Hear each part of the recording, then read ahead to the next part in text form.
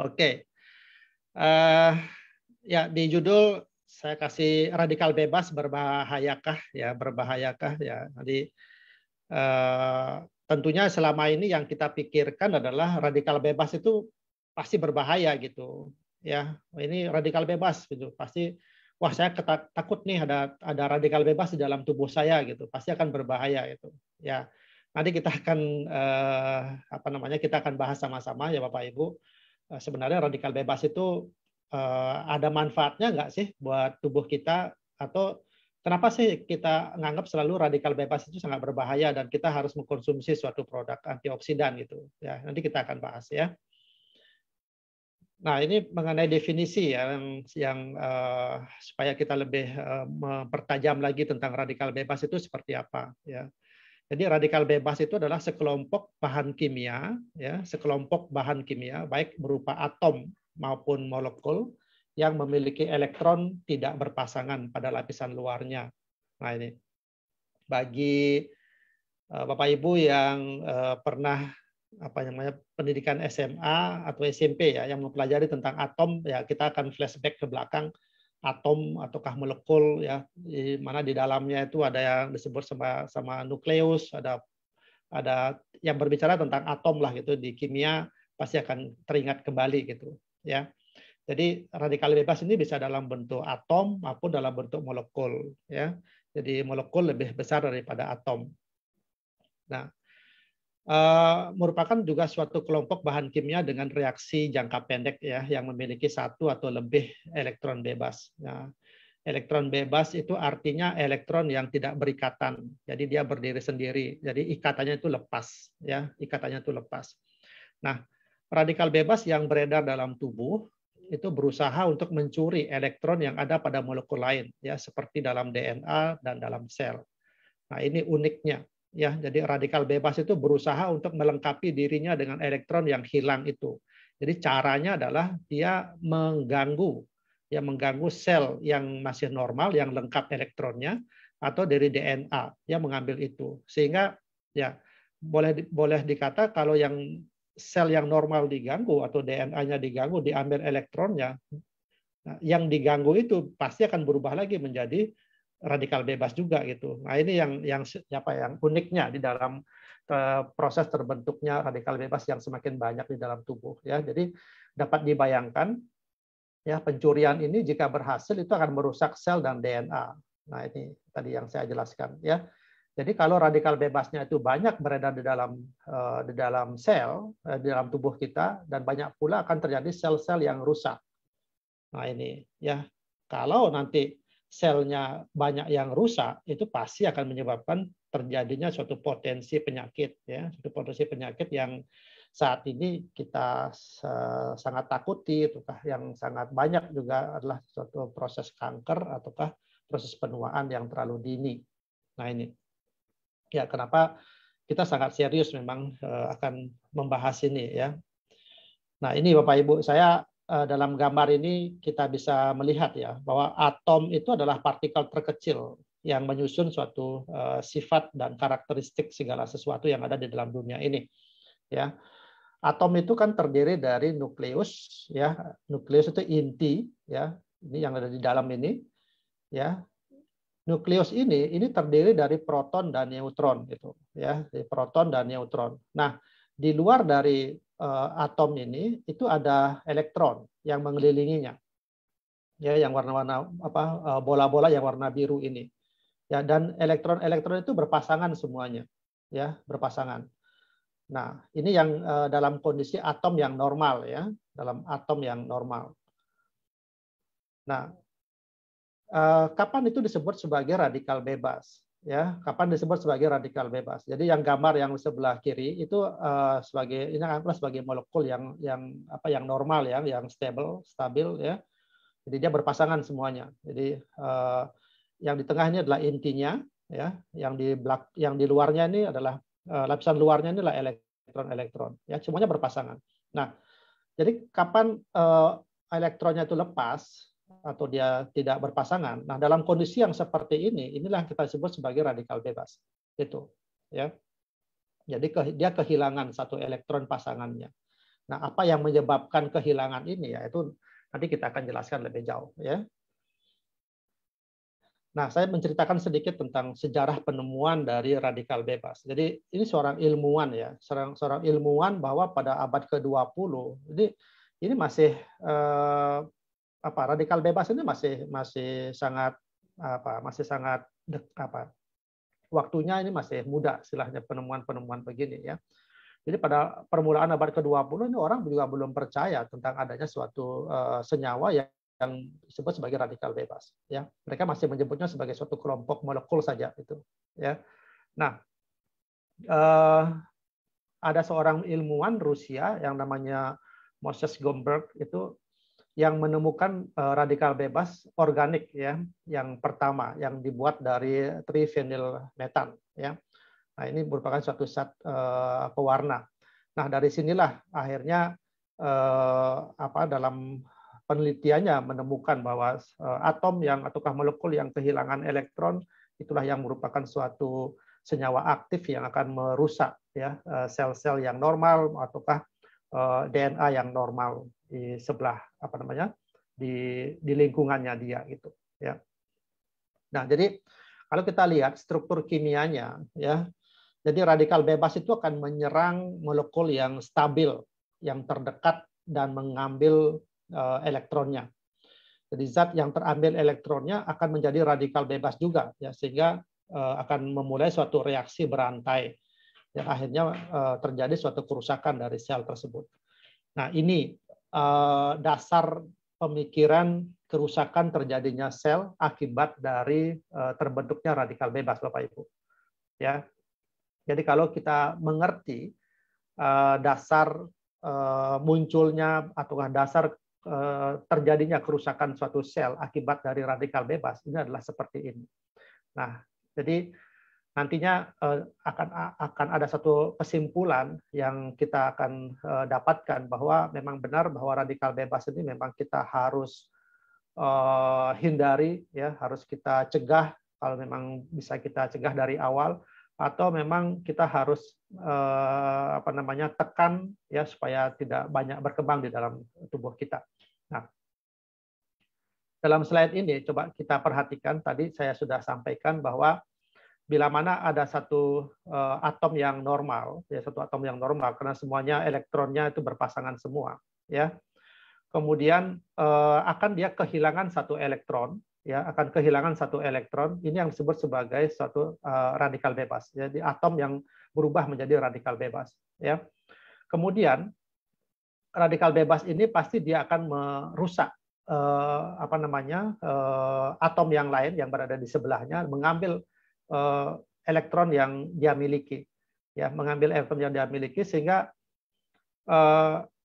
elektron atom yang diambil tersebut akan berubah menjadi radikal bebas yang kedua, itu ya akan berubah menjadi radikal bebas yang kedua. Nah, radikal bebas yang sudah mendapatkan atom mendapatkan elektron dari atom yang sebelahnya, dia akan berubah menjadi atom yang stabil lagi gitu. Nah, demikian selanjutnya ya. Jadi atom yang normal kemudian dia berubah menjadi radikal bebas, dia mendapatkan lagi elektron dari atom yang sebelahnya lagi, berubah menjadi lagi radikal bebas, dan demikian selanjutnya ya. Jadi ini satu reaksi yang berantai. Bayangkan kalau seandainya ada banyak atom yang berubah menjadi radikal bebas, yang demikian mencetuskan radikal bebas yang kedua, radikal bebas yang ketiga, yang keempat, dan seterusnya. Itulah yang menyebabkan terjadinya suatu kerusakan-kerusakan sel. Bisa dibayangkan Bapak Ibu, kalau kerusakan sel ini sudah bisa terjadi dari usia-usia yang muda atau pada usia anak-anak, maka proses percepatan ya kerusakan sel itu pasti akan lebih cepat terjadi, dan inilah yang boleh kita bilang sebagai penuaan dini. Jadi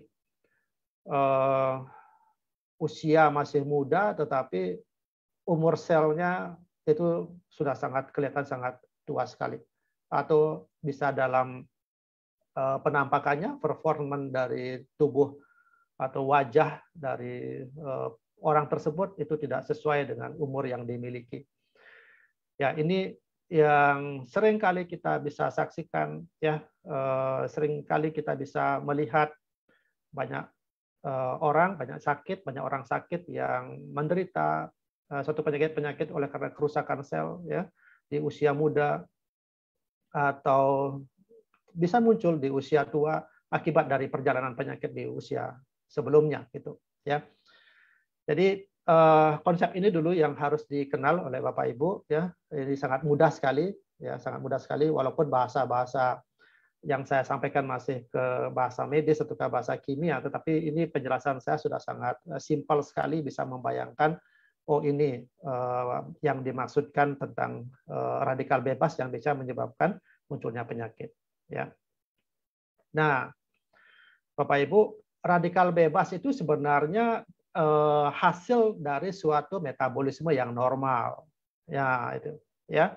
Jadi radikal bebas itu proses yang normal yang dihasilkan oleh tubuh. Ya, jadi tubuh memproduksi partikel yang kecil dengan tenaga yang besar. Ini yang disebut sebagai radikal bebas. Nah, normalnya pembentukan radikal bebas oleh tubuh itu ada maksudnya, ya.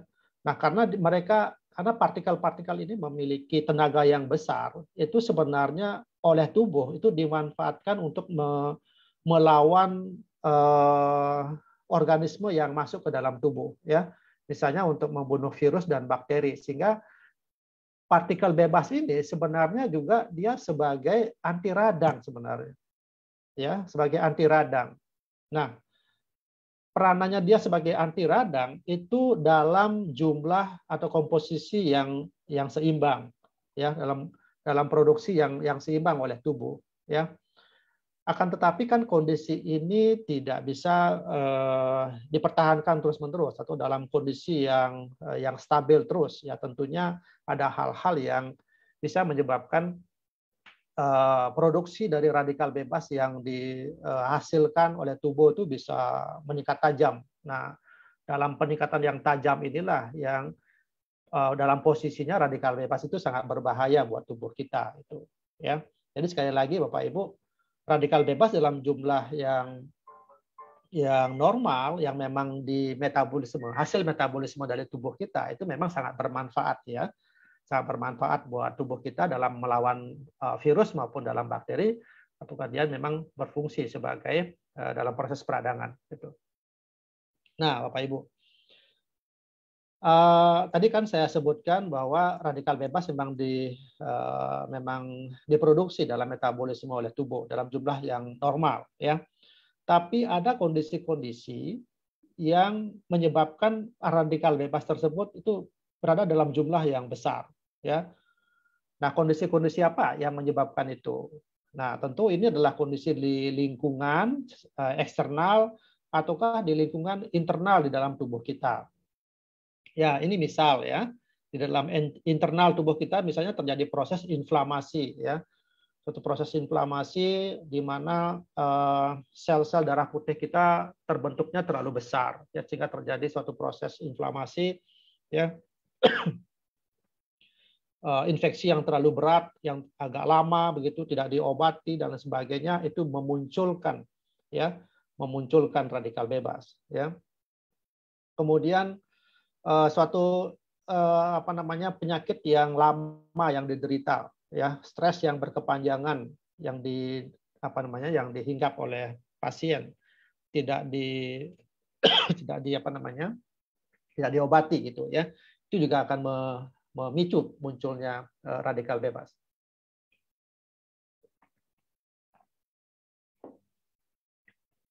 Nah, kondisi yang lain juga itu yang kita kenal sebagai kondisi eksternal, ya. Nah, kondisi eksternal ini juga banyak sekali yang bisa menyebabkan ataukah mempengaruhi tubuh kita memproduksi radikal bebas, ya. Misalnya ultraviolet, ya, sinar matahari yang ultraviolet ini juga menjadi penyebab, ya. Orang-orang yang berada dalam suatu daerah yang di mana terjadi banyak polusi udara, ya, kita sering menghirup udara-udara yang kotor misalnya. Itu udara-udara yang kotor ini akan juga memicu, ya, bisa menyebabkan kerusakan. Kemudian ada satu radiasi ya, keseringan melakukan atau mendapatkan satu proses radiasi, ataukah kita menonton ataukah melihat HP yang terlalu sering misalnya seperti itu ya, kondisi merokok, kemudian alkohol yang berlebihan dan lain sebagainya. Jadi tentu semuanya adalah hal-hal yang tidak baik ya, dan kondisinya berlebihan itulah yang memicu kerusakan dari kerusakan dari atom ya, atom yang normal, kemudian dia akan merusak ataukah mengambil elektron dari sel ataukah DNA yang di sebelahnya, sehingga DNA yang sebelahnya juga menjadi rusak. Demikian juga atom yang menyusul sel-sel akan menjadi rusak dalam jumlah yang demikian banyak dan lama. Itulah yang menyebabkan terjadi kerusakan sel, kerusakan jaringan, sehingga menyebabkan terjadinya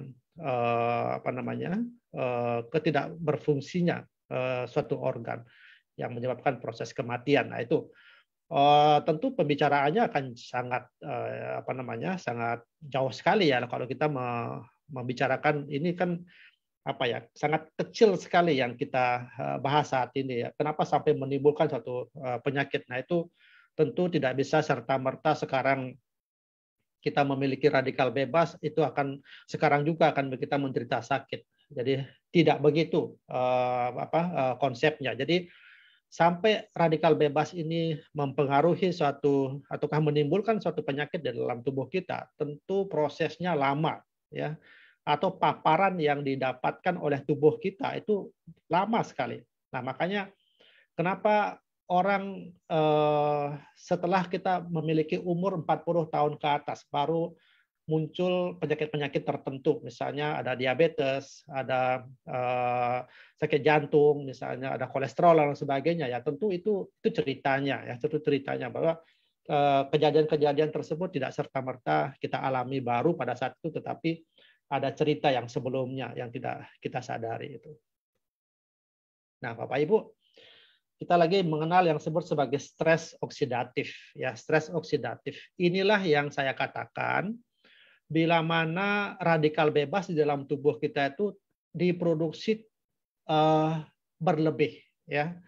Jadi kelebihan dari produksi radikal bebas. Nah, sementara lawannya yang kita sebut sebagai antioksidan itu juga dalam kondisi berkurang.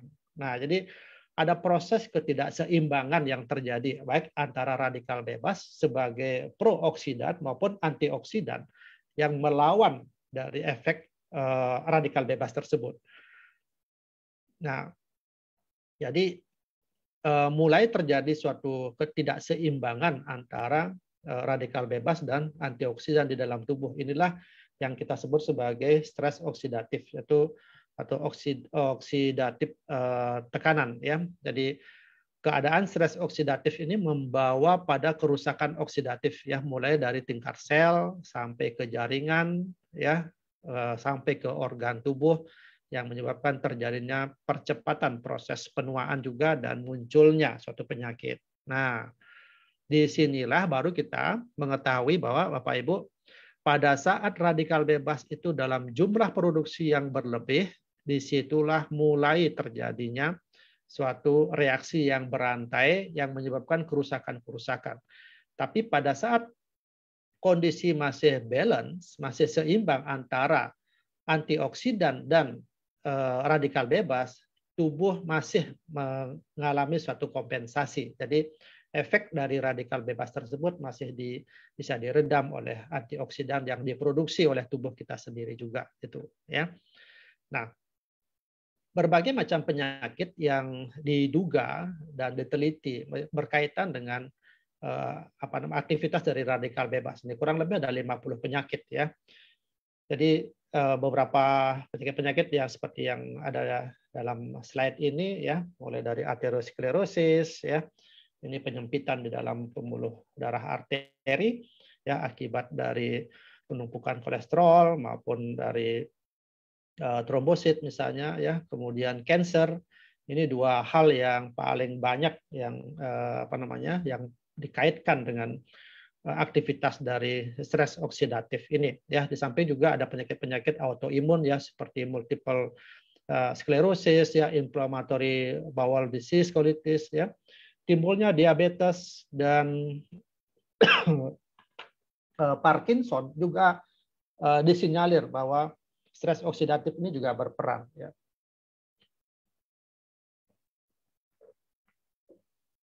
Mohon maaf, saya harus banyak minum.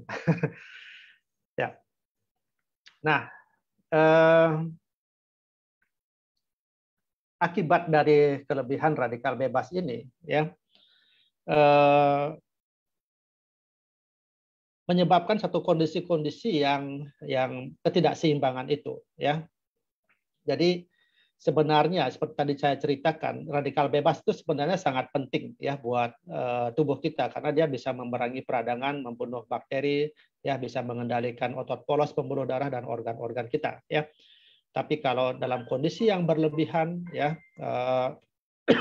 melebihi batas dari proteksi antioksidan, dia akan bisa menyerang sel itu sendiri. Nah, ini yang yang memicu akan terjadinya suatu kerusakan sel. Nah, struktur sel yang berubah itu turut merubah fungsinya dan akan mengarah pada proses munculnya penyakit.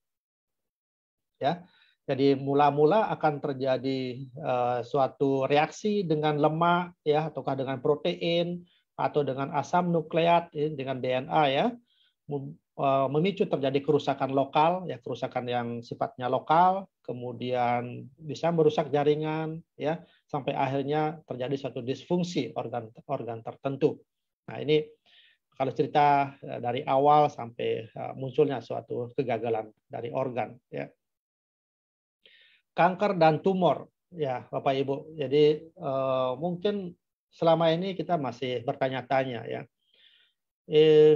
Saya tidak punya kebiasaan merokok. Saya tidak punya kebiasaan minum alkohol. Kenapa muncul tiba-tiba kanker atau muncul suatu tumor dan sebagainya ya.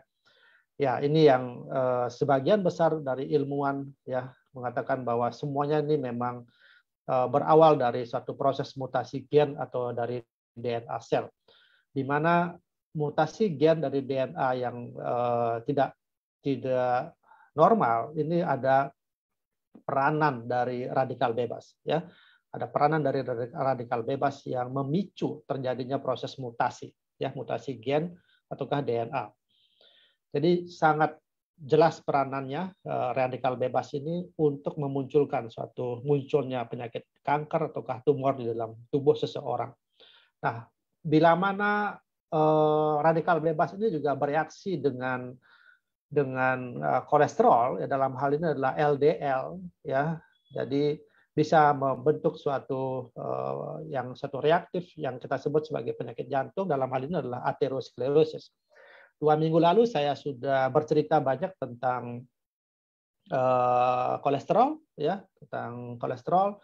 Di situ saya bercerita tentang bagaimana upaya kita memang harus menekan jumlah kolesterol yang berlebihan.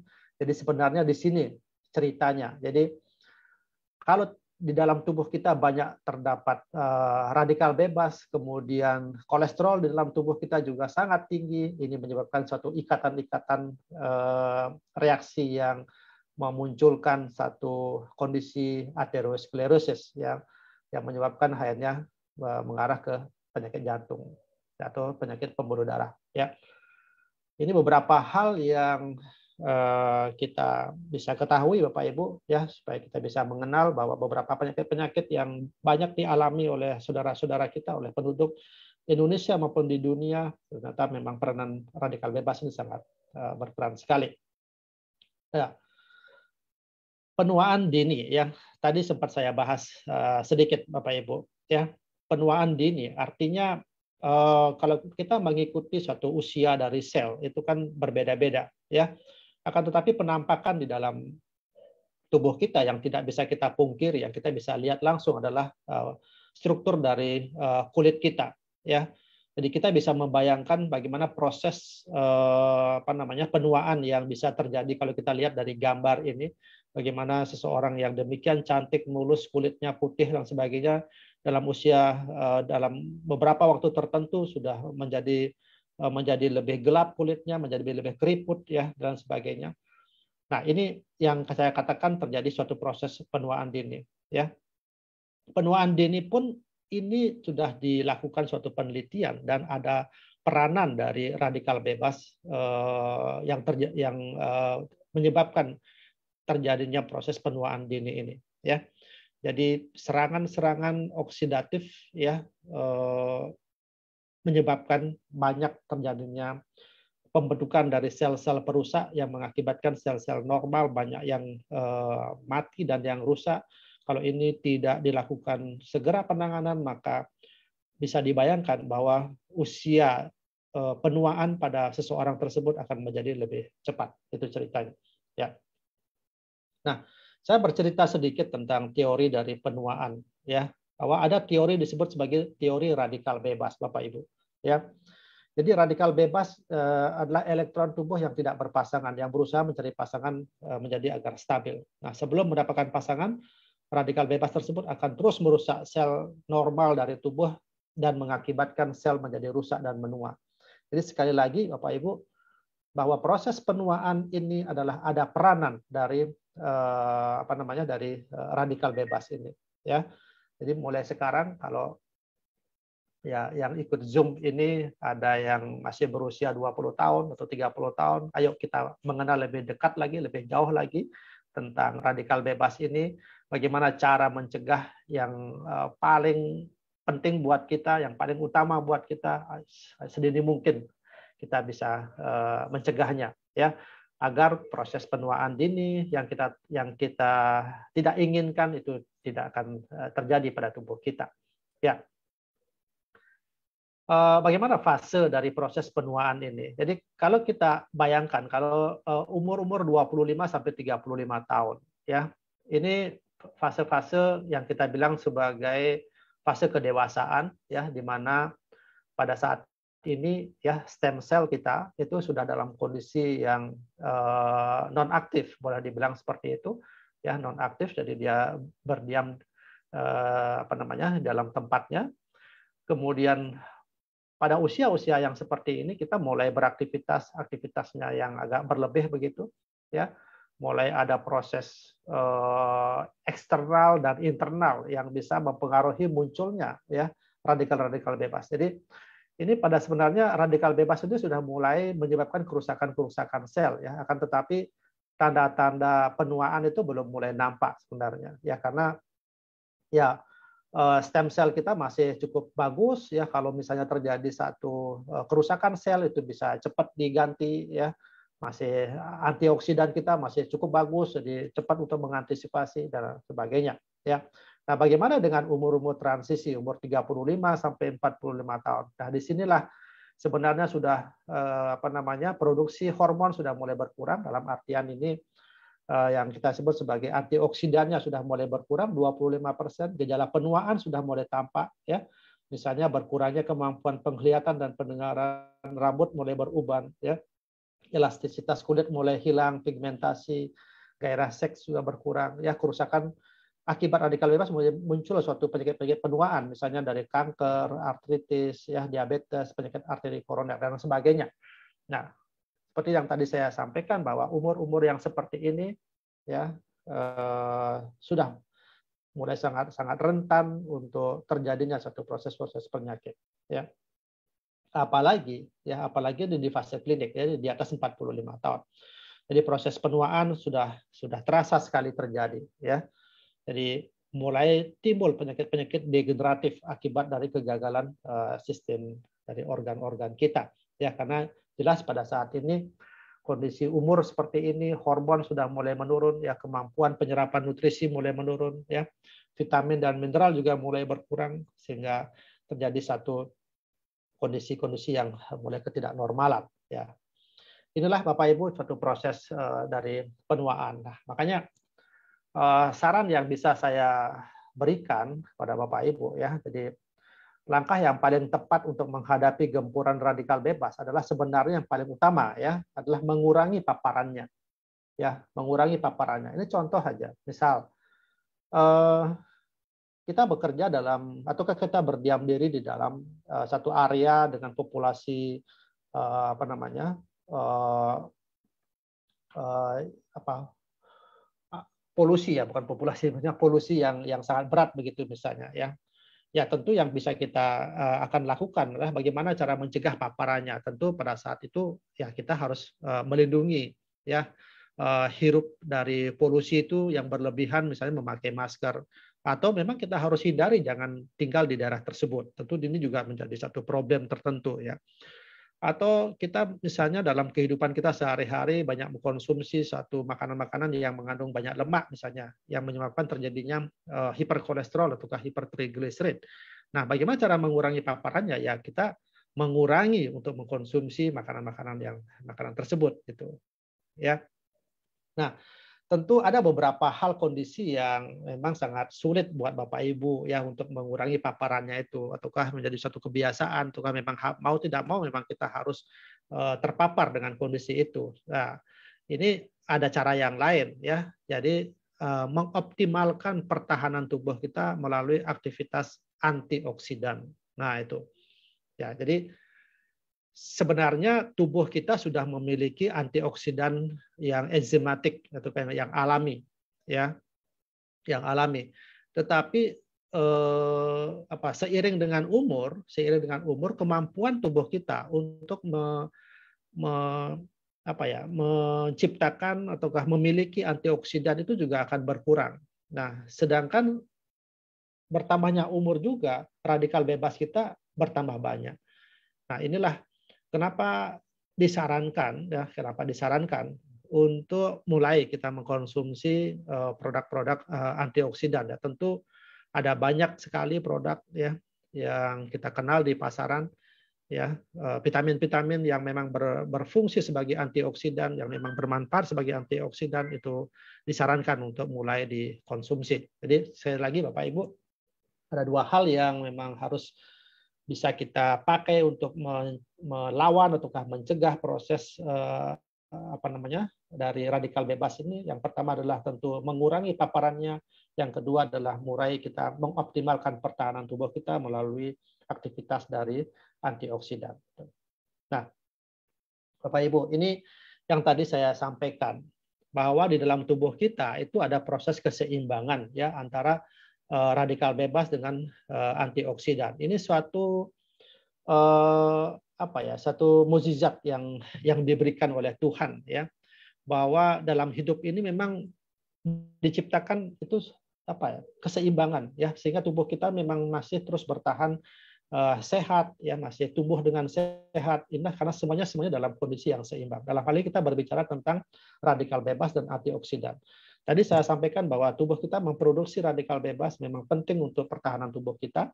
Tetapi kalau kelebihan radikal bebas, tubuh kita juga memproduksi antioksidan yang untuk melawan efek dari radikal bebas itu sendiri.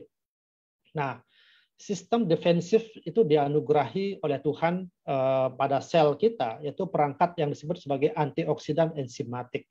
Ya, saya saya berikan nama di sini dan saya tulis dengan warna merah karena ini yang akan kita bahas ya. Kita kenal sebagai glutathione, kemudian polifenol ya. Ini yang akan kita bahas. Kemudian ada beberapa lagi banyak ya antioksidan yang diproduksi oleh tubuh kita ya. Misalnya super oksida dismutase ya, ini yang juga banyak dibahas oleh peneliti-peneliti bagaimana peranannya dia dalam menghadapi reaksi dari radikal bebas. Tapi yang kita akan bahas adalah tentang glutathione dan polifenol ini ya.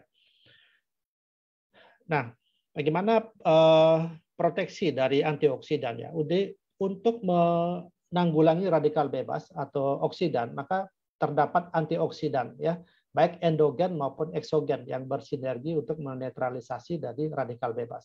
Nah, antioksidan ini membantu menghentikan proses perusakan sel ya dengan cara memberikan elektron kepada radikal bebas.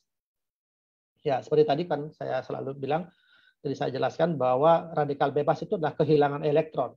Ya, tetapi antioksidan itu adalah dalam upayanya dia memberikan elektron pasangannya, ya, sehingga radikal bebas yang kehilangan elektron ya dia akan memiliki elektron yang berpasangan, sehingga radikal bebas ini akan menjadi atom ataukah molekul yang normal kembali. Jadi itu sebenarnya fungsinya ya sebagai antioksidan ini. Kan kita sering kali mendengar bahwa antioksidan ini untuk mencegah proses anti radang gitu kan. Ya, jadi nah itu penjelasan yang secara umum ya gitu maksudnya. Tetapi kalau kita berbicara ke tingkat sel ya sebenarnya adalah ini. Ya, sebenarnya adalah ini. Yang terjadi bahwa antioksidan itu berfungsi untuk memberikan elektron ya kepada radikal bebas yang kehilangan elektronnya, sehingga radikal bebas tersebut berubah fungsi, dia menjadi atom yang normal kembali. Jadi seperti itu. Kalau atom berubah menjadi normal kembali sehingga dia tidak merusak lagi sel-sel yang berada di sebelahnya. Nah, karena kita tahu bahwa radikal bebas itu akan berusaha untuk mencari elektron yang dari atom maupun dari DNA yang berada di sebelahnya. Itu sebenarnya fungsi dari antioksidan, Bapak Ibu. Ya. Nah, ini gambarannya ya. Jadi gambarannya, kalau seandainya ada seseorang ya yang tanpa antioksidan, ya kalau tanpa antioksidan bisa dibayangkan ya bahwa sel-sel yang mulanya stabil itu tidak akan menjadi stabil kalau disebut sebagai radikal bebas. Inilah yang akan bisa memicu menekan sistem imun sehingga terjadi berbagai macam penyakit ya.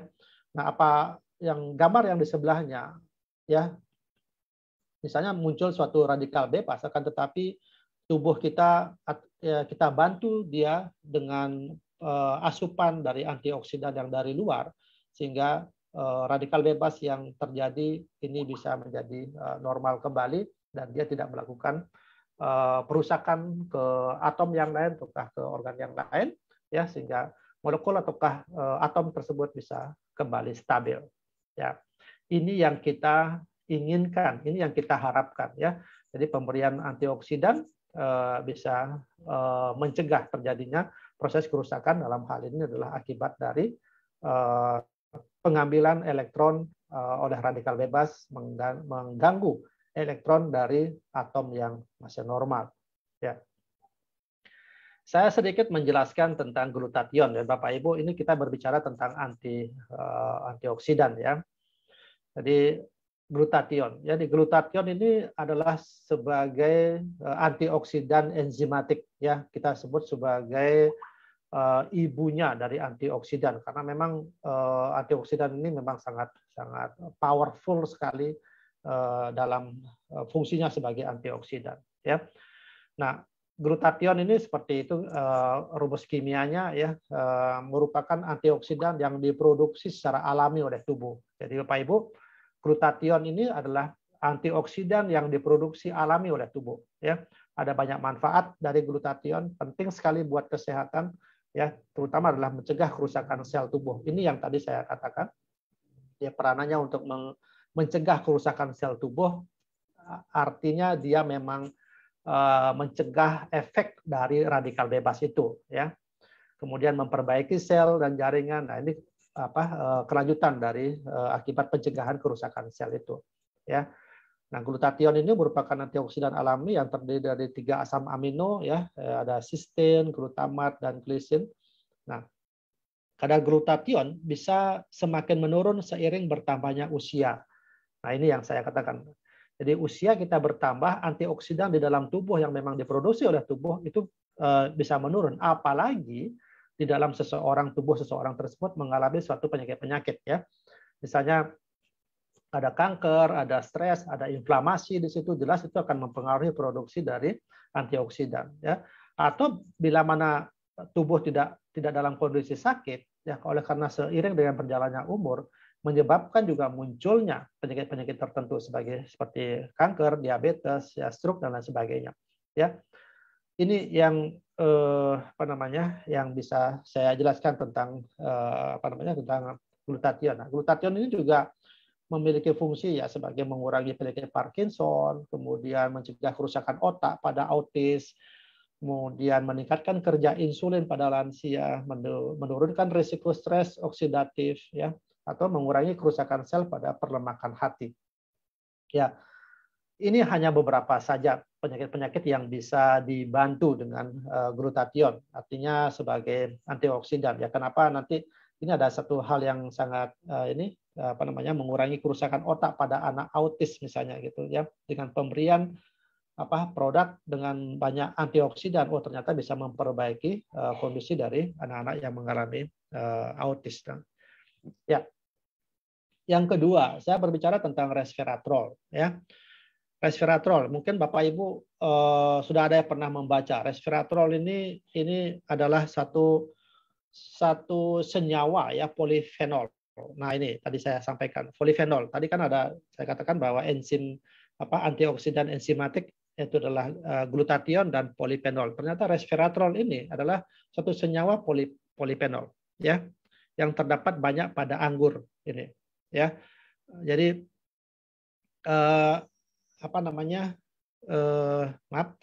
jadi resveratrol ini sebagai senyawa polifenol, di mana dia berfungsi sebagai antioksidan enzimatik, yang itu memang punya peranan-peranan yang tentunya akan banyak menekan efek dari radikal bebas. Ya, ini banyak ada pada buah-buahan ya, terutama memang yang disampaikan di sini adalah pada buah anggur ya. Oke. Nah, peranan radikal bebas dalam menimbulkan kerusakan ya, seperti tadi saya sampaikan bahwa bila mana radikal bebas ini banyak di dalam tubuh, maka dia akan mengurangi kerusakan dalam tingkat sel ya. Bisa dibayangkan Bapak Ibu, kalau ini terjadi proses kerusakan yang terus berlanjut, bisa dibayangkan bahwa sel yang akan membentuk jaringan ya, itu bisa semakin lama semakin seiring dengan waktu, maka jaringan itu akan semakin rusak. Jaringan akan membentuk suatu organ, akan juga menjadi rusak. Organ membentuk suatu sistem. Nah, sistem itu kan pun menjadi suatu kerusakan. Ya. Nah, ini semuanya adalah peranan dari radikal bebas. Jadi seperti pada gambar 1, ini ada satu radikal bebas, dia mengganggu ya sel atom yang ataukah sel yang ada di dekatnya.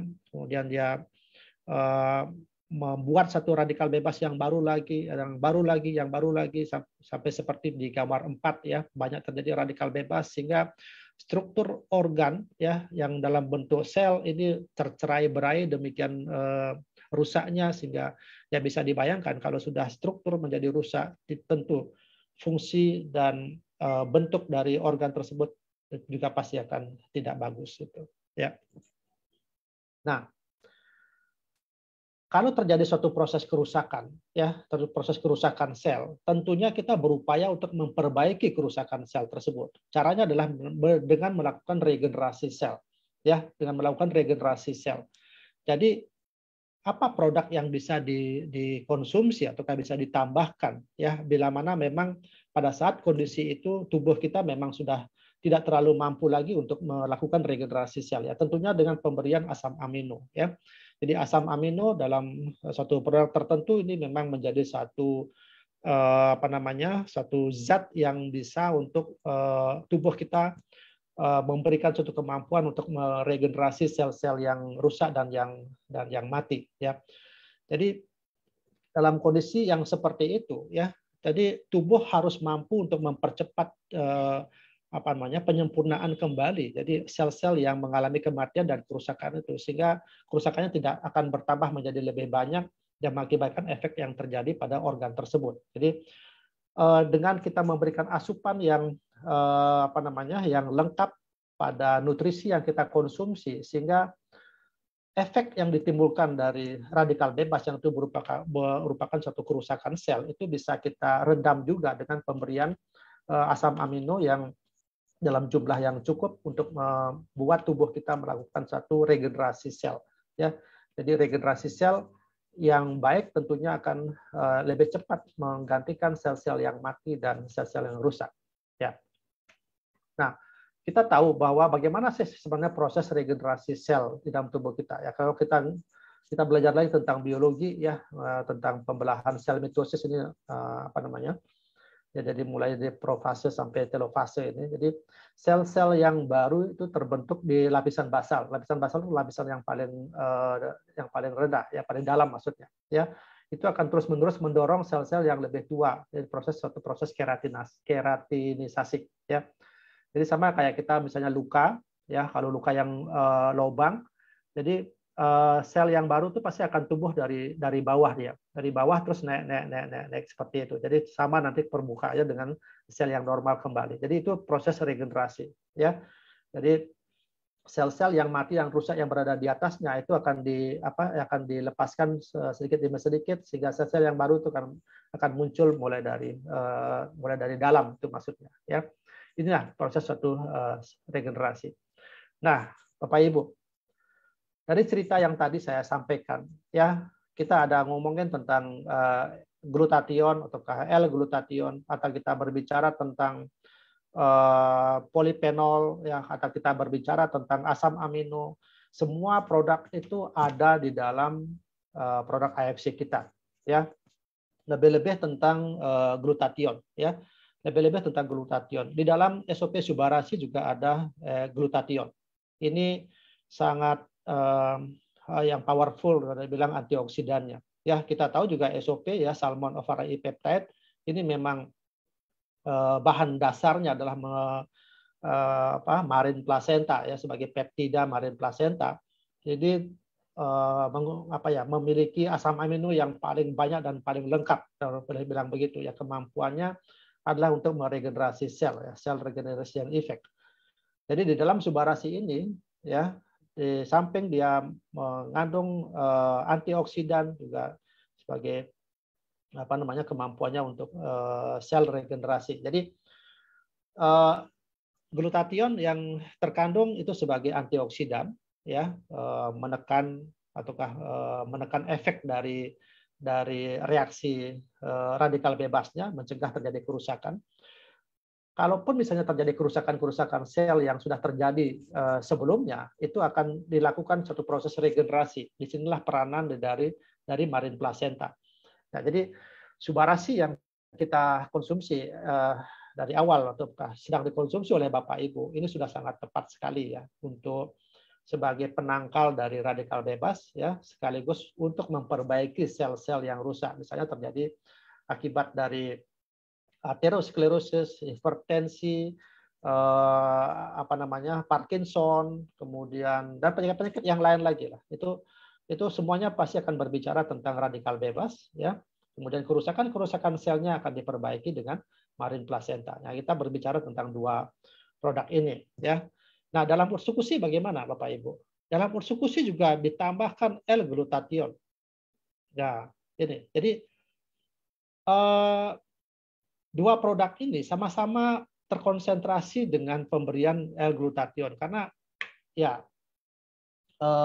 kalau boleh saya cerita lagi bahwa peneliti-peneliti di Jepang itu kan sudah mengetahui suatu bagaimana data kesehatan yang dimiliki oleh masyarakat di Indonesia. Jadi angka morbiditas dan kematian yang terjadi di Indonesia itu lebih pada penyakit-penyakit kronis, Bapak Ibu. Jadi ada kencing manis, ada hipertensi, ada stroke, ada penyakit jantung dan lain sebagainya. Itu penyakit-penyakit kronis. Nah, para peneliti ini memang menciptakan suatu produk yang demikian kuatnya untuk bagaimana bisa mengatasi penyakit-penyakit tersebut. Yang di Indonesia memang produk ini diproduksi khusus buat Indonesia sebenarnya, karena berdasar pada data, ya, data kesehatan yang dimiliki, ya. AFC juga memproduksi produk di daerah di Singapura mungkin atau di Korea. Nah, produk yang dihasilkan di sana itu menyesuaikan dengan data kesehatan yang ada di sana. Kenapa di Korea misalnya banyak diproduksi obat-obatan yang untuk kecantikan misalnya, karena memang di sana data kesehatannya lebih banyak menunjukkan bahwa kebutuhan masyarakatnya lebih banyak pada kecantikan, produksinya di situ. Nah, Indonesia banyak dengan data kesehatan yang penyakit-penyakit kronis, diproduksilah SOP 100 atau dikembangkan menjadi SOP Subarashi dan ursikusi ini. Ini yang kita sampaikan bahwa dalam Bapak Ibu yang sudah mengkonsumsi Subarashi maupun ursikusi ini sudah sangat tepat sekali, ya, dalam upaya untuk mencegah terjadinya terjadinya efek dari radikal bebas ya, menimbulkan suatu proses penyakit, ataukah suatu kerusakan sel yang terjadi itu bisa dibantu dengan regenerasi sel. Harapannya adalah ya proses kerusakan sel ya menjadi lebih apa namanya, menjadi lebih lambat ataukah tidak terjadi, dan sel-sel yang rusak ataukah organ yang rusak kembali menjadi normal, dan tubuh kita menjadi lebih sehat, sehingga performance kita yang tadinya terjadi proses usia penuaan dini, sehingga umur boleh tua tetapi tubuh kita masih tetap lebih muda kelihatan seperti itu. Jadi itu yang kita harapkan. Jadi, Dok, apakah saya cukup mengkonsumsi SOP Subarasi ataukah Usukushi? Ya tentunya kita akan berbicara lagi dengan ingredient yang lain tentunya Bapak Ibu ya. Tapi kalau kita berbicara tentang antioksidan, saya kira yang mana saja boleh untuk dikonsumsi, ya, tetapi sekali lagi tentu Bapak Ibu memiliki alasan kenapa saya harus mengkonsumsi Subarasi, kenapa saya harus mengkonsumsi Usukushi. Karena apa? Karena kandungan yang lain dari produk ini juga sangat banyak sangat banyak yang tentunya juga memiliki peranan yang masing-masing seperti itu ya. Nah, kita bukan dalam artian karena produk ini sangat powerful, memiliki antioksidan, kemampuan sebagai antioksidan, jadi kita mengkonsumsinya begitu sembarangan, boleh dibilang begitu ya. Tidak juga Bapak Ibu ya, kita memang harus bijak dalam mengkonsumsi produk. Kalau kita berhubungan dengan antioksidan, ya sebab antioksidan dalam dosis yang tertentu itu bisa berubah menjadi prooksidan. Nah, bisa akan memicu satu proses munculnya radikal bebas yang lebih kuat lagi gitu masalahnya ya. Jadi ya kita pun juga memang harus juga harus menyesuaikan dengan kondisi tubuh kita yang normatif gitu ya, karena masing-masing orang juga punya kemampuan sendiri-sendiri, kondisinya juga sangat berbeda antara satu orang dengan orang yang lain ya. Jadi silakan ya, bagi yang memiliki stres yang berlebihan, berada di daerah yang polusi udara yang yang pekat misalnya, kemudian pekerjaan yang demikian berat misalnya, ya tentu memang kita harus mengkonsumsi antioksidan yang lebih banyak ya, yang lebih banyak ya dari yang normal misalnya ya, kebutuhan yang normal ya. Kemudian antara yang pekerja aktif dengan yang pekerja tidak aktif ya, misalnya ya tentu yang pekerja aktif pasti akan lebih banyak mengkonsumsi antioksidan ya dibanding yang tidak aktif. Olahragawan misalnya tentu dia harus memiliki konsumsi antioksidan yang lebih tinggi daripada yang non olahragawan. Jadi seperti itu. Jadi sekali lagi individu sangat kita menjadi bahan pertimbangan juga. Jadi bukan serta-merta dengan kondisi itu kita langsung mengkonsumsi di dalam jumlah yang banyak, tentunya itu juga akan berlebihan. Ya, jadi ini kesimpulannya Bapak Ibu, kita mau yang mana? Ini pilihan. Ya, kita punya umur 25 tahun tapi kelihatannya seperti umur 52 tahun. Ya, apa umur kita 52 tahun tetapi wajah kita, tubuh kita seperti umur 25 tahun. Itu semuanya kita serahkan ke Bapak Ibu ya.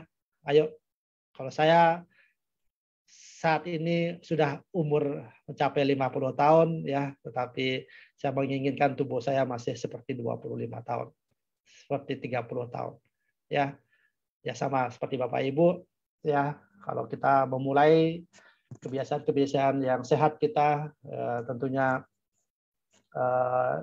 ya ini tentu tidak kita terpaku pada satu produk saja ya, pada satu kondisi saja, misalnya bahwa sekarang kita sudah mengkonsumsi produk-produk AFC, tentunya ini harus dibarengi juga dengan perilaku kita yang sehat ya, dengan olahraga, makan makanan yang sehat, tentunya mengurangi stres.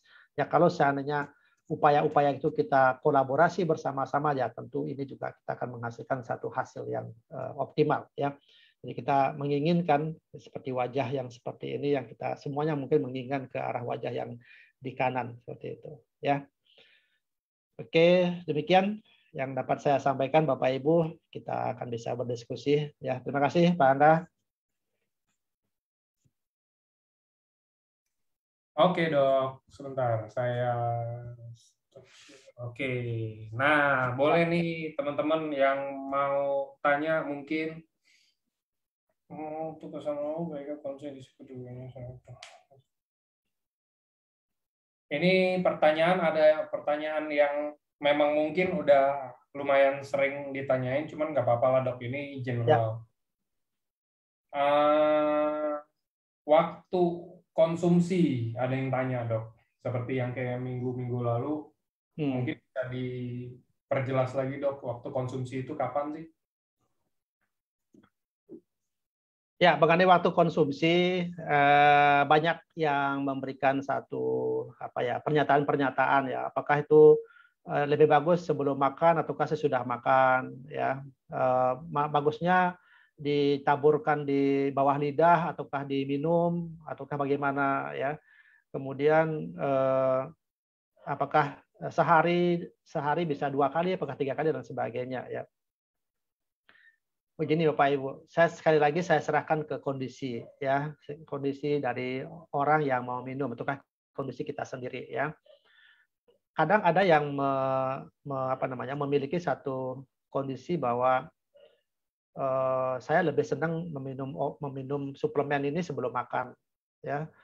Ya oleh karena perut saya dalam keadaan kosong, tidak tercampur dengan makanan yang lain, atau minuman yang lain yang kadang nanti akan mempengaruhi produk yang saya minum. Apalagi produk AFC ini kan ya dari sisi rupiahnya kan cukup mahal ya Bapak Ibu ya. Jadi kalau kita gabungkan ya meminum produk AFC ini dengan jenis makanan peminuman tertentu yang tidak sehat ya, atau kita meminumkan dengan campuran obat misalnya, tentu yang kita takutkan adalah terjadi satu reaksi ya, apakah akan melemahkan fungsi dari produk AFC kita ataukah melemahkan fungsi dari obat yang kita konsumsi. Nah, jadi kalau misalnya kita akan meminum obat, mungkin yang kita boleh sarankan adalah kasih jarak waktu. Itu yang paling penting ya. Jaraknya waktu berapa, Dok?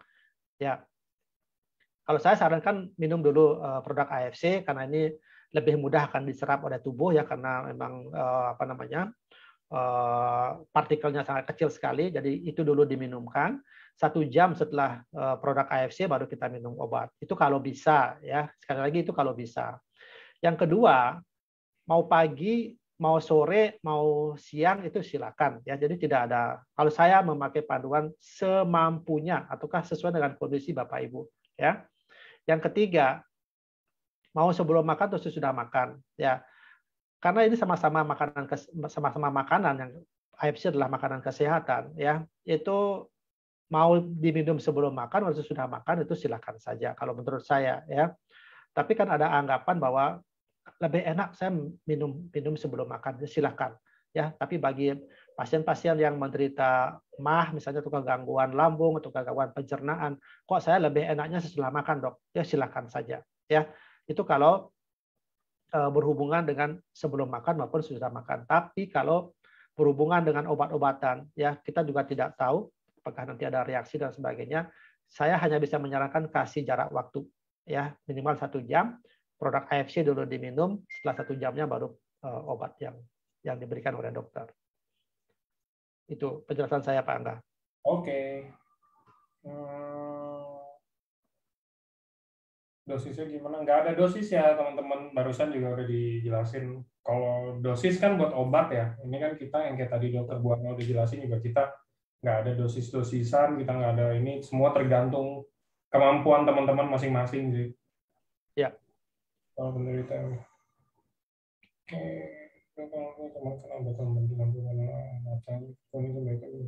Nah, ini ada yang tanya, mungkin minta saran dok kalau yang ini. Dok, teman saya ada yang kena batu empedu, sampai warna matanya kuning. Sebaiknya kalau dokter saranin, konsumsi yang apa dok?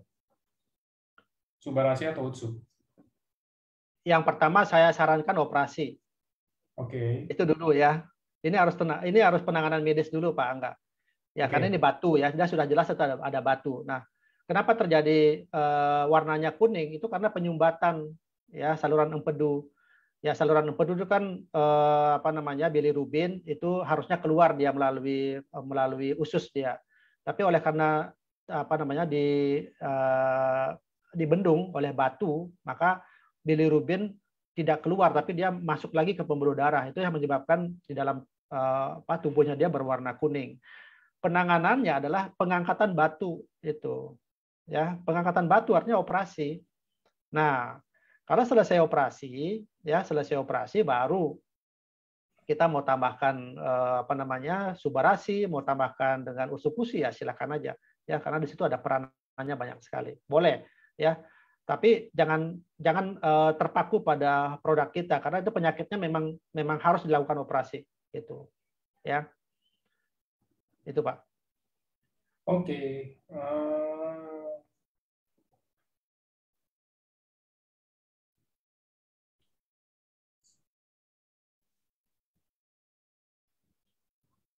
Nah, ini juga pertanyaan ada yang tanya general juga. Dok, kalau misalkan saya ada konsumsi obat dokter, kira-kira jedanya yang baik berapa lama? Ya, tadi kan sudah saya sampaikan ya. Kalau sedang mengkonsumsi obat, saya sarankan saya minumnya pakai apa produk AFC dulu diminum, ya minum, kemudian jarak 1 jam baru diminum obat dari dokter.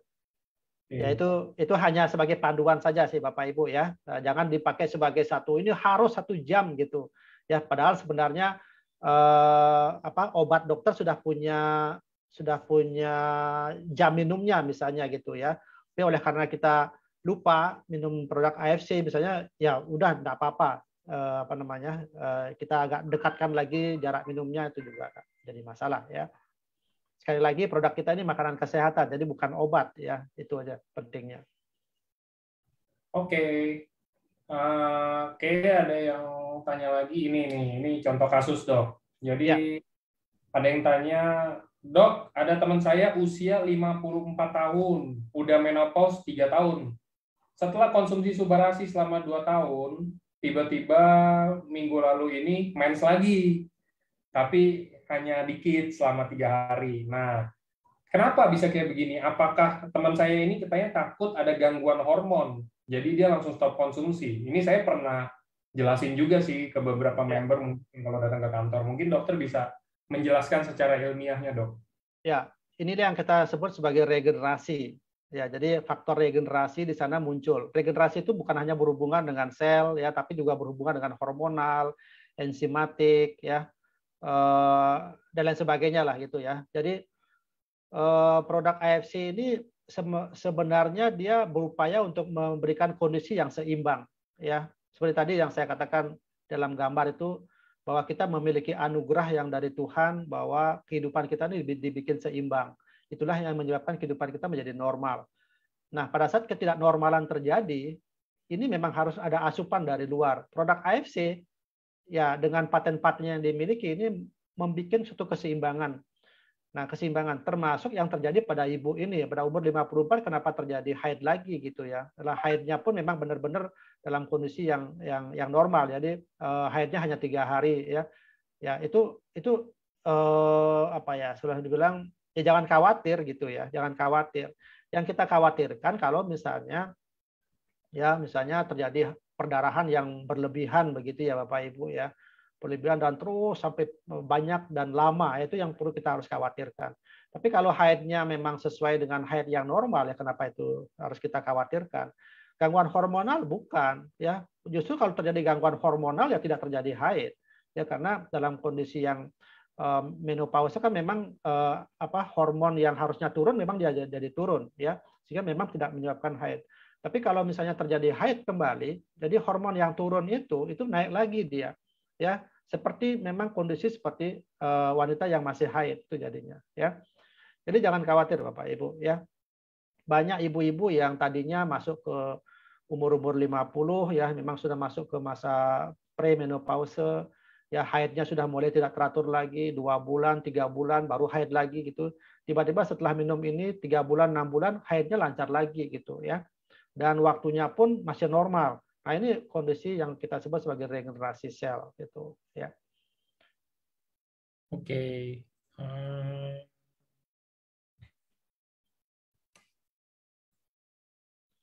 Banyak sekali nih pertanyaan nih Pak Angga. Jadi, Iya. ya pertanyaannya ini masih yang apa ya? Masih yang masih umum-umum gitulah, yang memang selama ini mereka agak ragu-ragu ya konsumsi, cara minumnya gimana, nanti kalau gini gimana gitu. Jadi masih umum-umum sebenarnya. Ini memang kita Iya. memang harus kita bahas sih supaya mereka lebih banyak tahu. Oke. Nah, ini ada yang tanya lagi. Dok, efek samping dari konsumsi Subarasi dan Utsu apa berbeda-beda di setiap orang ataukah sama? Karena saya setelah konsumsi Subarasi badan terasa hangat. Kita tidak memiliki efek samping Bapak Ibu ya. Kondisi hangat itu begini. Ya kalau saya boleh gambarkan ya. Selama ini terjadi kedinginan. Nah, kalau kita ngomong hangat berarti selama ini kan dingin ya gitu. Kalau dingin itu berasumsi bahwa pembuluh darah yang ada di dalam seluruh tubuhnya itu mengecil. Nah, mengecil ini mengakibatkan apa? Darah yang beredar di dalam tubuh itu sedikit. Itulah menyebabkan kita kedinginan ya. Nah, kalau kita menjadi hangat berarti apa?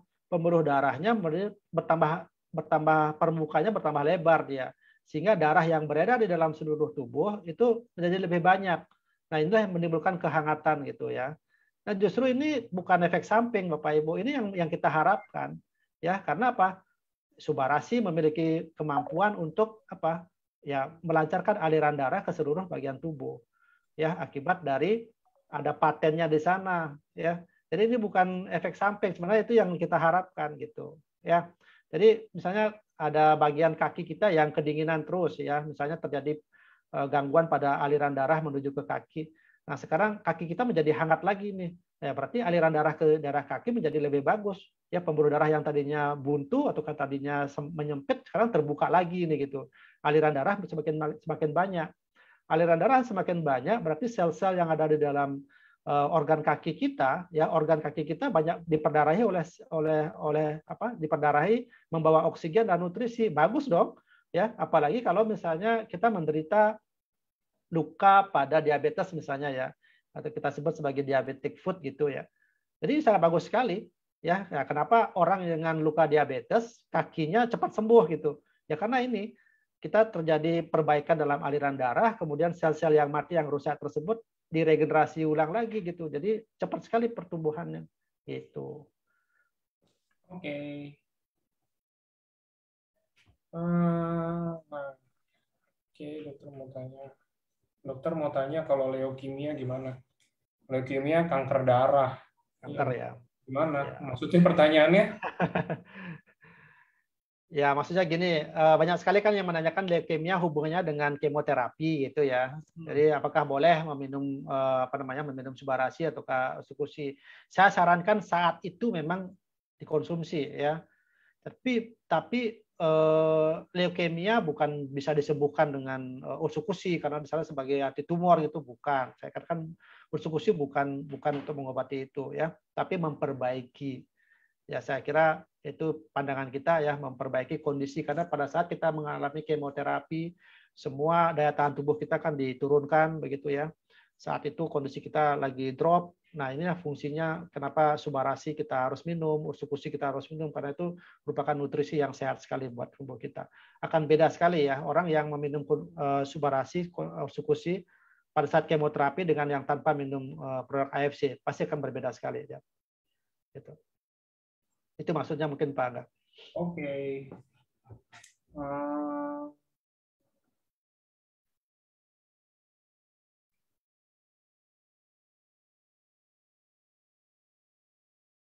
Kalau orang yang habis, yang tadi kan ada dibahas dok, kalau misalkan setelah kemoterapi kayak yang barusan banget, itu kira-kira berapa lama boleh konsumsi? Apakah baiknya sebelum atau sesudah di kemo? Ya kalau saya mau sebelum mau sesudah nggak jadi masalah. Bebas aja sih gitu ya. Karena gini, kemoterapi itu kan ada waktunya kan, periode waktunya. Misalnya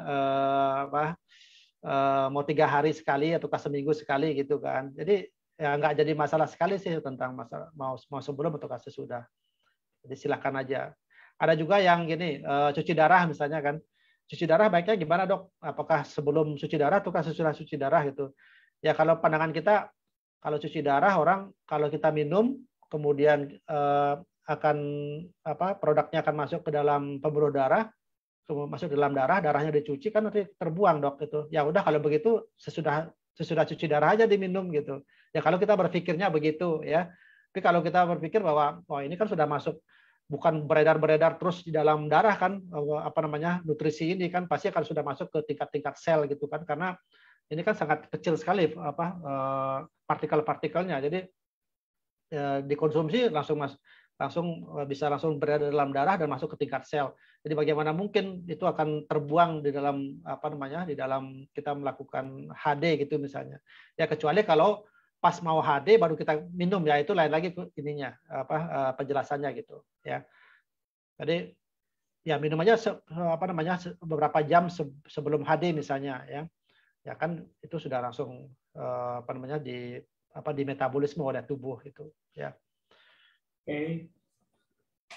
Oke. Sore itu penjelasannya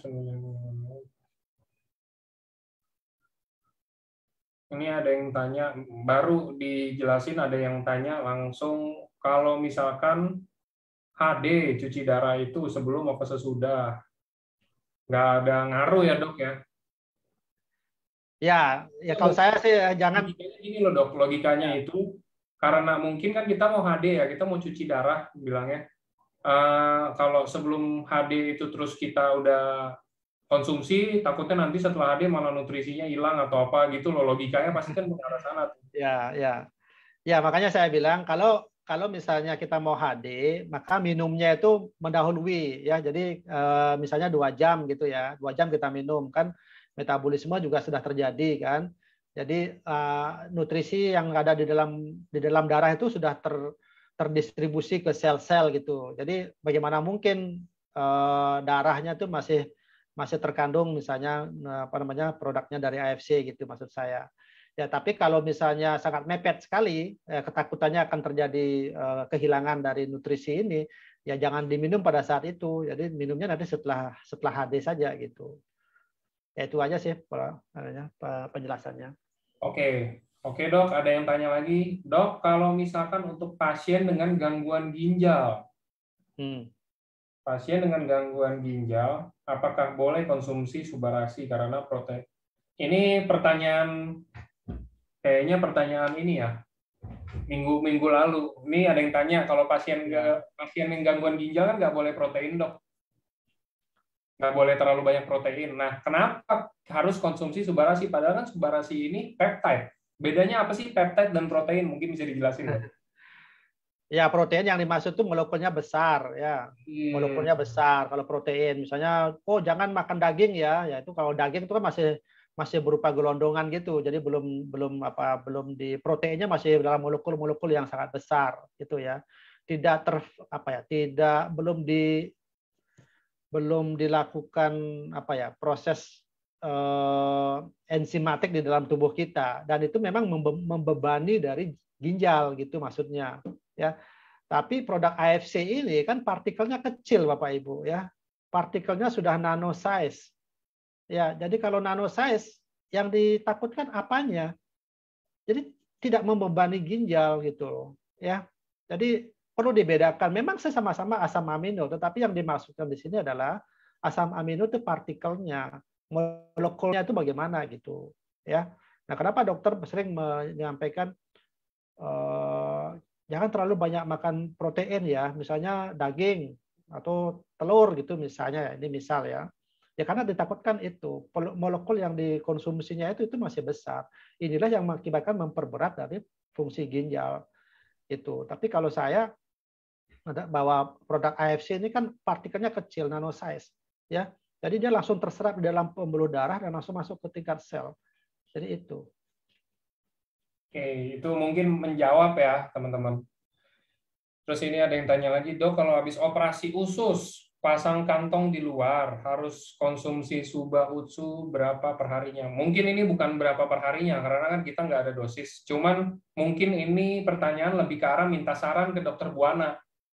Jadi kalau habis operasi usus nih dok, udah pasang Ya, kantong di luar. Kalau menurut dokter, konsumsi yang baiknya berapa? Normalnya deh dok. ya kan masing-masing orang beda-beda ya. Bisa kalau misalnya pasien ini sudah pernah minum minum produk AFC apa belum itu dulu ya. Kalau Oke. misalnya dia sudah pernah minum, berapa dosisnya dia, berapa yang dikonsumsi setiap hari. Nah itu tinggal dikalikan 2 aja. Ya itu pun juga saya memakai patokan diri saya sendiri gitu ya. Artinya apa? Dalam kondisi normal dia sudah dapatkan manfaatnya. Tapi kan sekarang dia dalam kondisi sakit. Ya, artinya yang satu dosis tambahan itu untuk melawan yang sakitnya. Tapi dia kan juga harus mempertahankan kondisi normalnya dia gitu maksud saya Pak. Nah jadi kalau saya memakai acuan bahwa minimal 2 kali dari dosis yang dia konsumsi selama itu aja. Oke.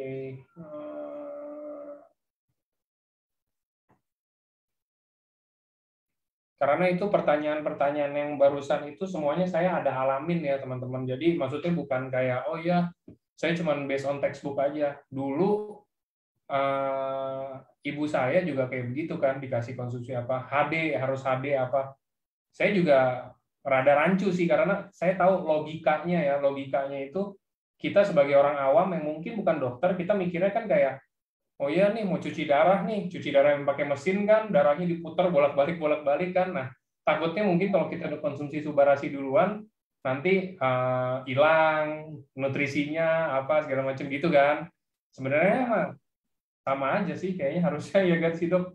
Ya, Sebenarnya kan itu kan nggak selalu masuk ke darah, itu kan maksudnya ya, cepat itu juga kayak kita baru konsumsi habis itu kita HD nih terus udah langsung hilang keganti sama darah yang baru kosong jadinya kandungan subarasinya udah nggak ada lagi kan nggak begitu logikanya ternyata nggak sama ya ya, karena saya juga udah tanya ke dokter ada saya lagi itu tanya kalau nggak salah ke dokter Luigi juga jawab sama kayak dokter Buana jadi ya, emang rata-rata ya maksudnya kalau udah 2 orang dokter ngomong kayak begitu masa iya sih kita nggak percaya gitu aja kan sebenarnya. ya. Oke, ponakan saya juga umur 6 tahun sampai memasang kantong bunga udah bisa ya.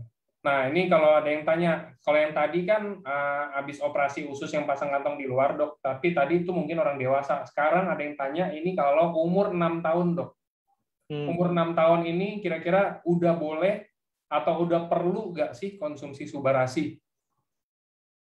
Kasih kalau saya. Kasih. Ya, kasih. Oke. Karena itu untuk penyembuhan, ya. Karena kan pada saat kita operasi kan itu pasti ada sel, ada organ yang rusak kan gitu ya. Ya, kita ingin bahwa terjadi proses penyembuhan yang lebih cepat gitu ya, dengan memberikan satu asupan produk yang memiliki regenerasi sel kan gitu ya. Nah ini sangat penting ya. Tapi kalau anak-anak umur 6 tahun tidak ada sakit, misalnya dok boleh nggak? Ya antara boleh dengan apa? Boleh juga nggak apa-apa, enggak juga nggak apa-apa gitu. Itu jawaban saya. Gitu. Karena apa? Anak-anak umur 6 tahun kan stem cell-nya masih bagus, masih cukup gitu. Tapi dalam kondisi sakit, misalnya dalam pasca operasi misalnya gitu, kita mau memberikan ini, kalau saya malah sarankan, oke, berikan aja, lebih bagus lagi gitu, ya, karena dia memiliki kemampuan untuk mempercepat penyembuhan itu. Oke. Itu. Sip. Oke, mungkin ada pertanyaan selanjutnya, teman-teman. Saya ingin memberikan penjelasan klarifikasi lagi Pak Angga.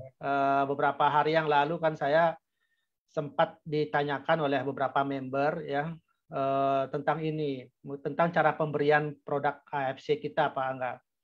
Jadi masih ada yang beranggapan bahwa produk AFC ini bisa diberikan lewat infus. Nah, ini sangat berbahaya sekali ya, sangat berbahaya sekali. Ada anggapan ya dari para member ataukah mungkin sudah leader gitu ya, belum paham tentang pemberian dari produk AFC kita. Sekali lagi Bapak Ibu, produk AFC kita ini bukan kemasan untuk infus. Ya, bukan boleh dicampurkan dalam infus ya. Artinya infus itu cairan yang akan diberikan lewat darah, lewat intravena ya, lewat ya infus pasti sudah tahu lah semuanya ya. Produk kita tidak boleh dicampurkan di sana. Ya, tidak boleh dicampurkan di sana. Nah, itu yang pertama ya. Produk kita adalah untuk konsumsi lewat mulut. Ya, lewat mulut. Ya, nanti itu akan berhubungan lewat mulut, kerongkongan, lambung, usus kan begitu ya. Nah, yang sering menjadi sering ditanya adalah, "Dok, pasien ini sedang memakai selang." Nah, selang yang dimaksud itu adalah mungkin selang yang masuk dari hidung sampai ke lambung. Ini boleh apa enggak, Dok? Jawaban saya boleh. Itu ya sepanjang pasien ini tidak dalam kondisi puasa. Sebab kalau pasien dalam kondisi puasa artinya tidak boleh ada makanan minuman yang masuk ke dalam tubuh, jangan dipaksakan Bapak Ibu. Ya, itu kontraindikasi nanti ya. Nah, tapi dalam kondisi bahwa ini memang cara memasukkan makanan atau minuman ke dalam tubuhnya dia, itu boleh produk kita memakai bantuan, misalnya dimasukkan ke spait ya, misalnya ambil cairannya yang sudah tercampur dengan produk kita, ambil dalam spait, disuntikkan ke dalam sondenya itu, dalam selangnya itu silakan. Jadi intinya produk kita ini tidak dicampur lewat infus, tetapi boleh diberikan secara minum lewat mulut, atau ditaburkan di bawah lidah atau dengan lidah, atau diberikan per sonde istilahnya kalau pasien memang tidak bisa menelan. Jadi memang harus diberikan dipasangkan selang yang masuk langsung ke lambung. Ini tolong dipahami Bapak Ibu ya, jangan lagi ada yang menanyakan ini boleh lewat infus, kalau sudah begitu saya masih sangat istilahnya aduh kasihan nih gitu ya. Itu mungkin klarifikasi saya Pak Anda beberapa hari yang lalu, soalnya saya sempat cerita juga sama Pak Ernest, dan beliau juga menyayangkan ada pertanyaan-pertanyaan yang masih seperti ini ya. Oke.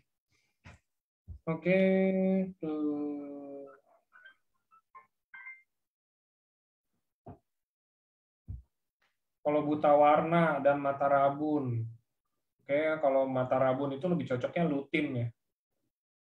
Ya, lutin. Lutin dan subarasi cocok kali ya dok ya? Boleh. Ya, harus dikombinasi. Ya. Lutin dan subarasi, Pak. Ya. Kalau pasien stroke jelas, karena emang kita dari awal juga udah bilangnya, kan saya juga ada sempat bikin beberapa banner promosi juga, emang maksudnya baik untuk pasien pasca atau post stroke gitu loh ya. Maksudnya karena kan regenerasi sel, sedangkan kalau stroke itu pasti ada selnya yang nggak nyambung satu sama lain atau apa gitu loh. Banyak hal sih sebenarnya. Dan ada karena komplikasi juga dan lain-lain. Jadi tentunya sangat baik dan membantu. Tapi bukan menyembuhkan ya, balik lagi. Bukan kayak, oh saya stroke Bu, terus konsumsi subarasi, terus sembuh. Enggak begitu cara kerjanya. Cara kerjanya nggak begitu, jadi kita tetap harus dengan segala macam hal yang mungkin teman-teman emang udah tahu juga bisa membantu meringankan stroke-nya, dan kita ini produk ini membantu aja. Bukan, oh iya nih sebenarnya saya ada obat dokter, tapi karena katanya dokter Buana sama Pak Angga subarasi bagus buat stroke, jadi saya stop konsumsi dokternya, terus saya konsumsi subarasi aja. Matanglah saya sama dokter Buana hari ini. Ya. Enggak begitu ya teman-teman ya. Tetap ini hanya perannya ini membantu. Perannya membantu, bukan menyembuhkan. Jadi kita bukan, ibaratnya ya kita bukan yang utamanya sih. Utamanya itu tetap harus dari teman-teman jaga gaya pola hidupnya. Biasanya yang suka konsumsi, kalau nasi Padang pakai kikil, pakai paru, pakai rendang, nah itu kurang-kurangin yang kayak begitu, ya kan?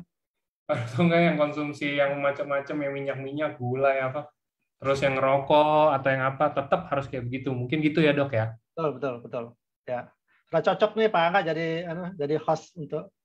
Iya dok, saya harus menjelaskan gini loh dok, saya harus menjelaskan dengan kata-kata, kan mungkin kalau dokter-dokter ya, mungkin emang alam bawah sadarnya kayak dokter juga menjelaskan, oh saya ngerti bahasa ini, tapi teman-teman mungkin ada yang kadang-kadang, bahasanya dokter Buana ini bahasa Indonesia bukan sih? Susah banget, karena bahasa medis gitu loh dok.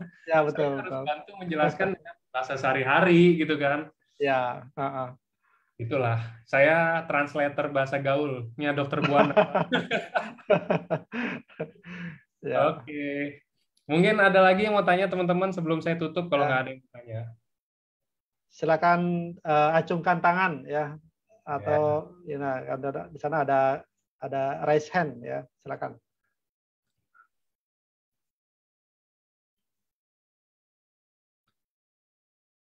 Karena ini balik lagi nih, ada yang tanya lagi tentang kanker lagi. Ya, banyak sekali. Kanker usus, ini ada lagi nih kanker usus, Ya, habis kemoterapi. Jadi ya mungkin penjelasan yang kayak tadi saya lah ya, bahwa habis kemoterapi, apakah mau sebelum kemoterapi atau sesudah kemoterapi, ya itu sama saja, silakan ya. Mau konsumsi Subarasi ataukah konsumsi Ursukusi, ya silakan aja. Itu semuanya memiliki peranan ya dalam peningkatan membantu mensupport kondisi tubuh ya, kira itu. Sama baiknya kok dua-duanya. Ya. Itu kayak ayah dan ibu, kayak suami istri, itu Subarasi dan Utsu. Antara garpu dan sendok gitu lah. Nah, itu juga boleh. Ya. Antara mie ayam sama mangkok ya kan. Kalau misalkan makan mie ayam pakai piring rasanya ada yang kurang gitu. Nah, ini sama Subarasi dan Utsu, kayak kalau konsumsi Utsu tapi kalau nggak konsumsi banyak kayak ada yang kurang, cuman tetap bisa dimakan. Ya. Untuk kayak DOP dan Utsu ini balik lagi, ini mungkin penjelasan penutup ya. Ini dari tadi banyak yang saya lihat emang nanya masih takaran. Mungkin dokter, sorry dok, bisa dijelasin mungkin dengan bahasa yang lebih mudah di ini lagi dok, tentang takaran dan kondisi tubuh masing-masing manusia. Ini karena banyak yang nanya, boleh nggak konsumsi ini, takarannya berapa kalau saya ini gitu loh dok. Karena kan gini, sorry dok, sebelumnya kan teman-teman nanya, nggak ada kayak data yang untuk dokter Buana pelajarin, dan kita emang nggak mengakomodir itu juga gitu ya. Maksudnya kalau misalkan ada data kayak tertulis laporan hasil kesehatan atau apa, mungkin dokter Buana bisa bantu. Oh nih konsumsi segini bagus, baik, segini bagus. Tapi kan sekarang kan based on story, hanya cerita ya. Jadi kita nggak bisa ngasih yang kayak, oh yaudah nih konsumsi 2 deh, atau 10 atau 20 saset deh sehari. Nggak bisa kayak begitu, karena balik lagi, kita nggak tahu kondisi teman-teman sebelumnya gimana, kita juga nggak tahu ekonomi teman-teman ini gimana, bisa mumpuni nggak kalau misalkan dokter Buana bilang 20 saset sehari. Mateng lah itu, 20 saset sehari, hampir 1 box berarti sehari ya. Gitu aja kan. Nah, mungkin dokter bisa jelasin tentang alasan kenapa takaran dan itu bervariasi. Ya. Ini bagi penutup juga dok. Ya, jadi gini, ya saya sangat setuju dengan apa yang disampaikan sama Pak Angga ya. Kondisi masing-masing tubuh itu berbeda-beda ya.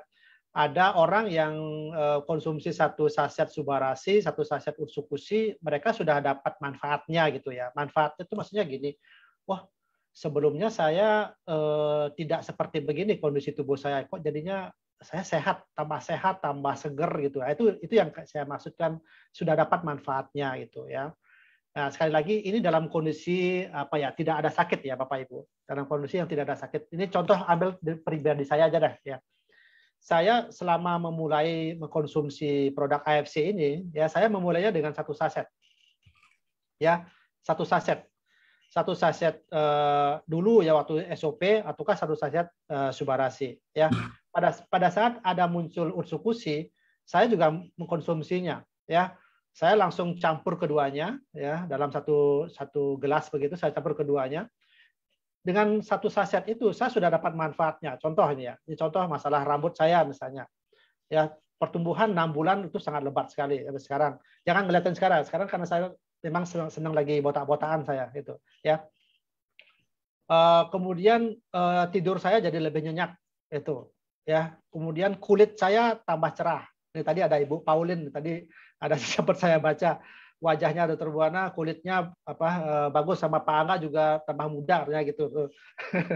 Ya, Bu, saya mah masih muda, Bu. Saya mah masih muda. Saya masih belum 30. Ya, itu yang saya sampaikan. Jadi dengan 1 saset saya sudah dapat manfaatnya. Tapi dengan umur yang sama, belum tentu dengan 1 saset orang akan mendapatkan manfaat yang sama dengan saya. Mungkin saja 2 saset. Subarasi. Mungkin saja 2 saset Utsukushi baru dapat manfaatnya.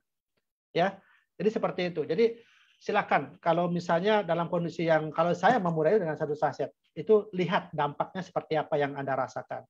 Tapi dalam kondisi yang sakit, Bapak Ibu, dalam kondisi yang sakit ini lagi kita harus lebih lagi menganalisa ini sakitnya yang mana nih.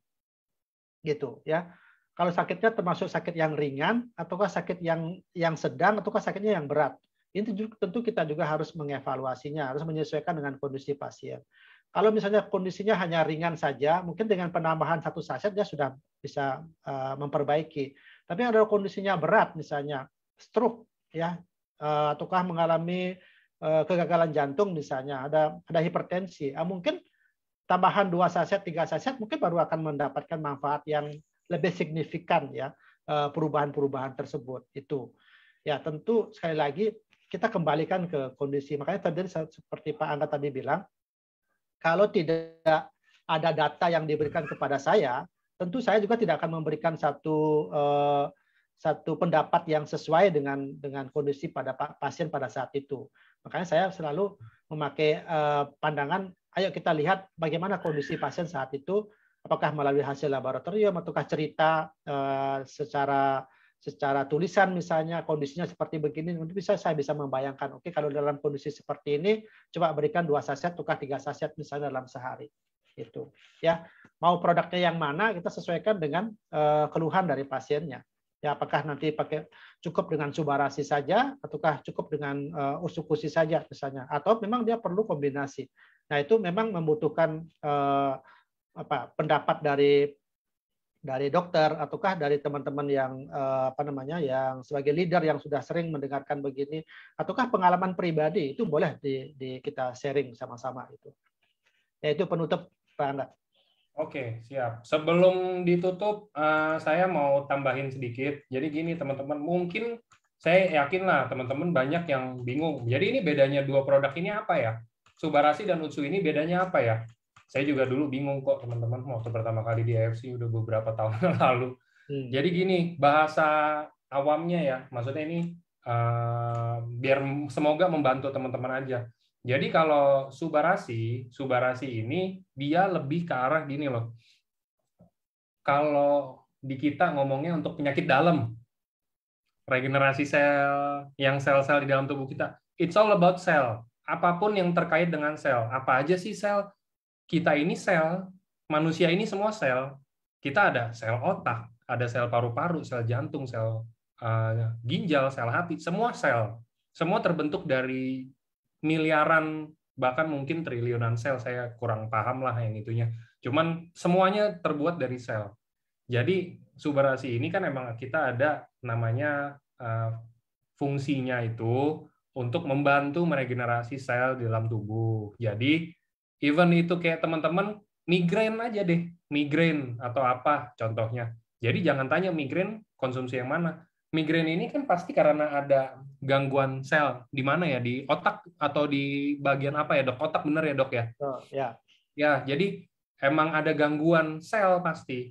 Kayak sekarang saya sesak napas, ya amit-amit bukan COVID ya, cuman maksudnya berarti kan ada gangguan di paru-paru jelas atau enggak di tenggorokan, let's say kita bilang. Nah itu kan sebenarnya karena kita semua terbentuk dari sel, jadi itu pasti ada terganggunya di situ bisa diredakan dengan produk ini. Sedangkan kalau Utsukushi itu lebih ke arah pencernaan teman-teman. Pencernaan ini gunanya apa sih? Oh iya ya, sorry ya. Tapi oh ya saya berak-berak nih. Berarti pencernaan nggak itu doang teman-teman. Pencernaan itu nggak cuman kayak kita berak-berak atau kita mungkin susah BAB atau mungkin kita melilit perut. Nggak selalu tentang perut. Pencernaan itu larinya ke banyak hal. Pencernaan itu larinya bisa ke daya tahan tubuh, imun kita, muka kita jerawatan apa enggak aja itu dari pencernaan sedikit banyak. Kalau pencernaan kita baik, muka jerawatan lebih kecil, lebih minim resikonya.